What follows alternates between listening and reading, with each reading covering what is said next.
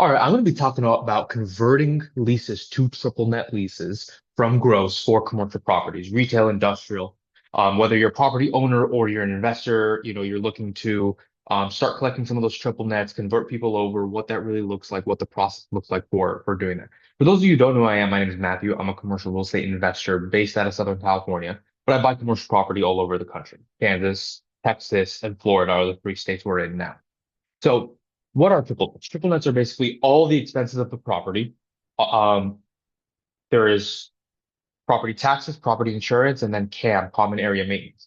So for example, these are the fees that we make our tenants responsible for. So it should literally, in a full triple net property, it's literally everything except for the mortgage the tenant pays. They pay for the maintenance, they pay for the insurance, they pay the property taxes, they pay the management fee, they pay you obviously utilities, trash, landscaping. And these are even common area utilities like waters if it's metered together.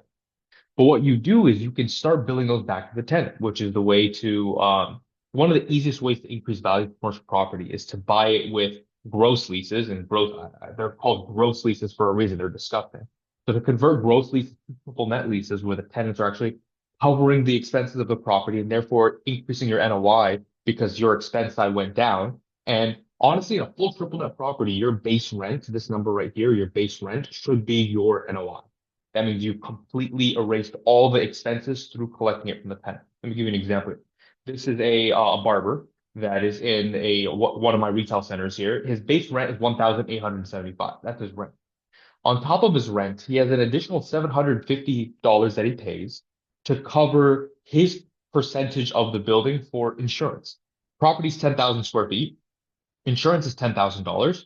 That means it's a dollar per square foot for in insurance. That means if this person has, let's say 2,000 square feet, he'd be responsible for $2,000 a year from the insurance. So we break that up into months, so we're not, hitting them with all those expenses all at once. Same thing with the trash, the utilities, all that can be paid directly to the tenant.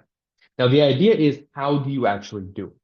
That's kind of what I want to focus on here. So once you understand how powerful triple net leases are, and then let's say you identify a property that's a great purchase, and one of the ways you're going to make the property worth more and cash flow more is through converting those leases to triple net leases. Tenants aren't just paying a base rent, but they're also paying another fee to help you with your expense. How are you going to do that?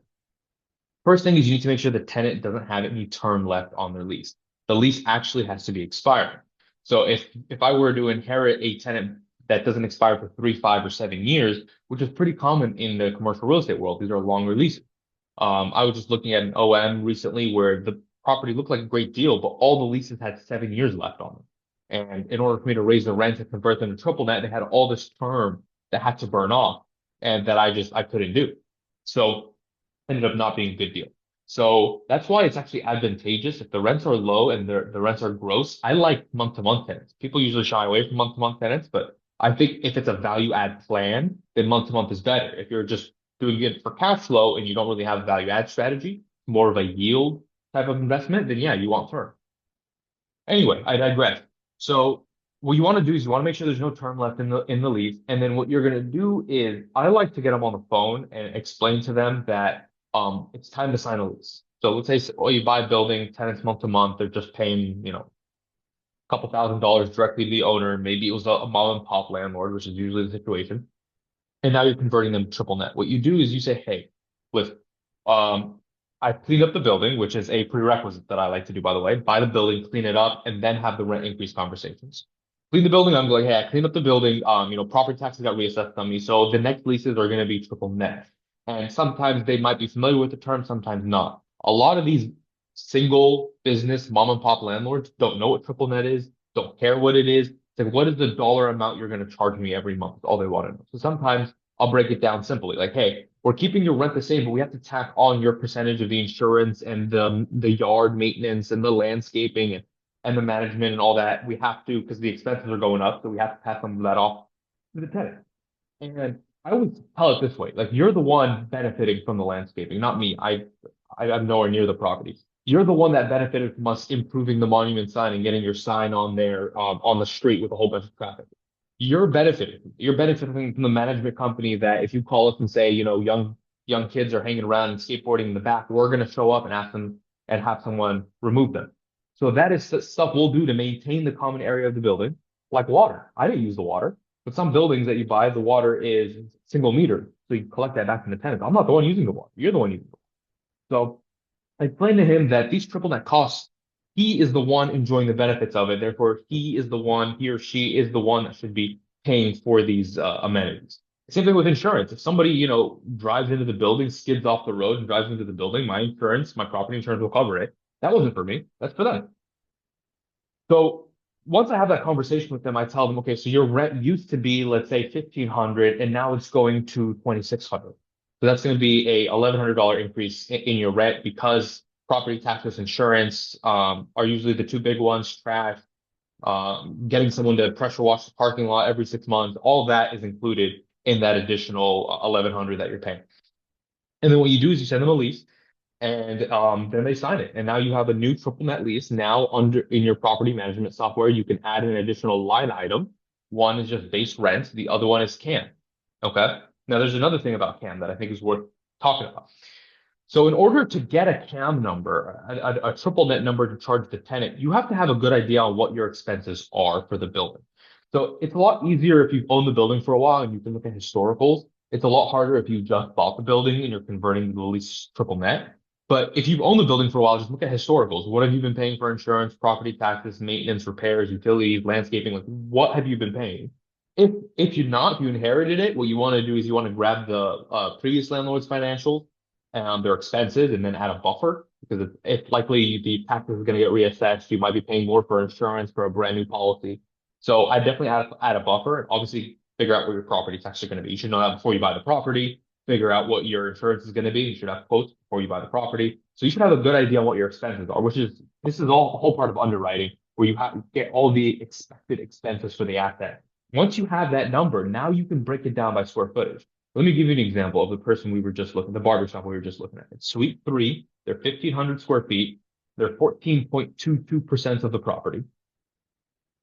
Okay. So their triple net is going to be, how much is the triple net going to be? It's supposed to be 656 a month.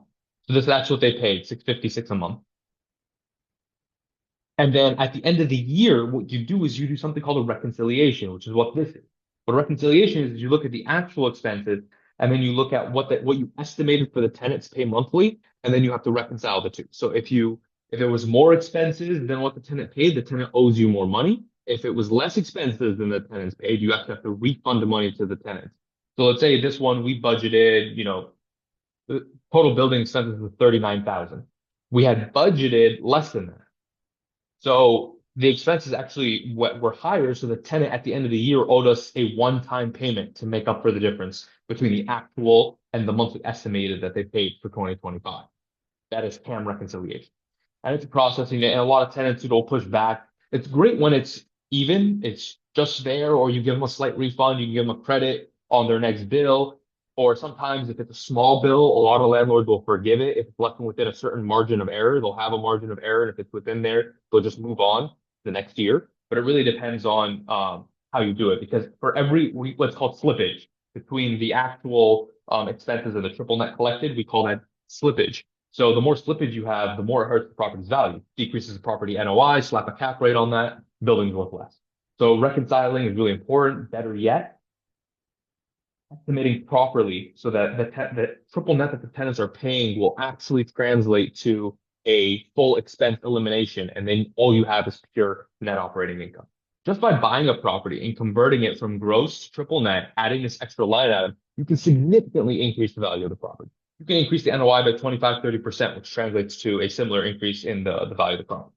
So it's really powerful, this converting to triple net. It's not easy. Some tenants might not be healthy enough to sustain the increase. These are tenants that have been blessed for a long time by a bad landlord that let them enjoy low rents. But if the rent for this space is 26, 25 because of triple nets, and everyone does triple nets now, all the retail centers do triple net.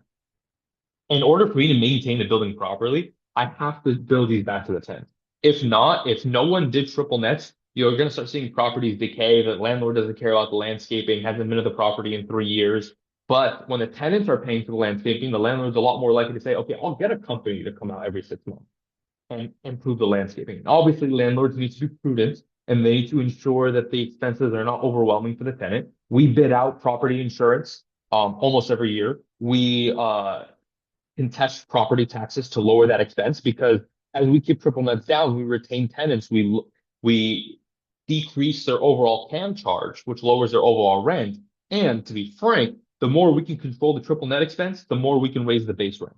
The more we can collect on base rent, which actually hits that NOI button and really increases the value of the asset. So converting gross leases to triple net is extremely powerful value add tool, but you have to do it delicately. It's really you got to build a relationship with these tenants. We do other things like we offer tenants marketing setup. A lot of these tenants, before we'll go in and have the rent raise conversation to include triple nets, we'll have them meet with our marketing specialist that this is someone that third party that we've contracted with, and we pay for the tenants to do a marketing consultation with this person. And this person, and he's focused on setup. So he want to make sure they're on Google My Business. He wants to make sure they're on Yelp, they're on Thumbtack, they're on whatever website is appropriate for their business. For example, for a barber, there are special businesses, special websites that you can list your barber shop and people can make reservations with you directly. So you should have that. And if our goal is that we help them increase sales far more than we are increasing rent. And it's a free service. They get one-time setup. We pay for it. And that person will go through and help them set up their business. And actually, if they follow all the stuff, create the Facebook page, post on it every once in a while, help them create a plan to really increase revenue and drive revenue and business so that they can handle the rental increase without any issues. Along the lines of that, we also improve the monument sign, we clean the building up, we paint it, we install lighting at night. So we're trying to do everything we can to make the tenant successful. And frankly, the real motive there is that, the more successful the tenants are, the more comfortable they are handling rent increases, and we don't have to worry about tenant turnover. Because especially in the retail space, tenant turnover is expensive. You got to pay a broker, you got to maybe pay TI, and there's expenses that come with it. So best case scenario, you want the tenants to improve their sales, stay, and you guys have a thriving partnership where they pay rents every month. They're happy to be there. They're making money. They're able to take home money to the bank. So that's how I, switch over leases from gross leases to triple net leases. And I do that all the time. It's one of my easiest and favorite ways to add value to commercial. Anyway, I hope you guys enjoyed the video. If you guys are interested in continuing the conversation, join my school community. It's free. I'm not selling you anything, but we could talk about specific deals you're looking at, and I'll bounce some ideas off about building out spaces for tenants and leases and all that. So you can find more about me there. I'll also put some contact information in the description below. I love talking about real estate. Okay, you're off. And if you have a specific deal you want me to look at, I've been looking at a lot of people's deals lately where they just send me like, hey, Matt, what do you think about this? Would you buy this? Anyway, hope you guys enjoyed, and I'll catch you guys on the